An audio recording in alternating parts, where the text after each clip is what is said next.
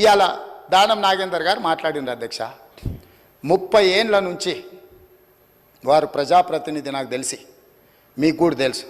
ఈ నగరంలో ప్రతి సందు తెలిసినోడు, నగరంలో ప్రతి సమస్య తెలిసినోడు, ఈ నగరం నుంచి మంత్రిగా పనిచేసినోడు, పార్టీ అధ్యక్షుడిగా పనిచేసినోడు, జాతీయ స్థాయిలో ఈ నగరానికి ఏం అవసరం ఉందో గుర్తించినోడు. మీరు అవకాశం ఇచ్చారు, ఆయన మాట్లాడితే తప్పేముంది అధ్యక్ష? ఈ సభలో ఏ సభ్యుడైనా తమరు అనుమతి ఇచ్చినప్పుడు తమ ప్రాంతానికి సంబంధించిన సమస్యల మీద మాట్లాడతారు అధ్యక్ష.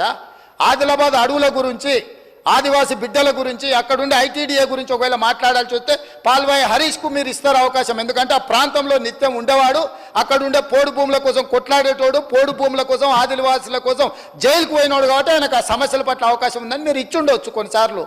అది మీ విచక్షణ అధికారం. మీ అధికారాన్ని ప్రశ్నించే అధికారం ఎవరికి లేదు అధ్యక్ష. వాళ్ళకి కావాలంటే ఎవరు మాట్లాడతారో మాట్లాడడానికి మైక్ తీసుకోమనేది ఉండే, ఆయనకి ఇవ్వద్దనే అధికారం ఒక సహచర సభ్యుడికి 30 ఏళ్ళ నుంచి ప్రజా జీవితంలో ఉండి ఈ హైదరాబాద్లో ఆసిఫ్ నగర్ నుంచి మొదలు పెడితే ఖైరతాబాద్ వరకు ఎన్నో పర్యాయాలు ఎమ్మెల్యేగా మంత్రిగా ఎన్నికైన ఆయనను వద్దనే అధికారం వాళ్ళకి ఎక్కడ ఉంది అధ్యక్ష?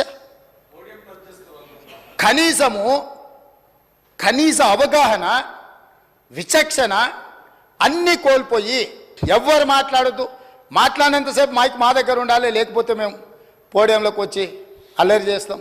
ఏం పద్ధతి అధ్యక్ష? మేము కూడా ఓపికగా చూస్తున్నాం అధ్యక్ష. నాకు కూడా తెలుసా అధ్యక్ష ఈ సభలో ఏం జరిగిందో. కోమటిరెడ్డి వెంకటరెడ్డి గారు, సంపత్ కుమార్ గారు సభ్యత్వాలు ఎట్లా రద్దు అయిపోయినా మీరు చూసారు కదా అధ్యక్ష. ఆ పని చేయలేమా? మీరు తమరు చేయరా? ఏముంది అల్లరి చేస్తే? ఒక 1/2 డజన్ మందిని రద్దు చేసినాం అనుకో అధ్యక్ష, బుద్ధి వస్తుంది.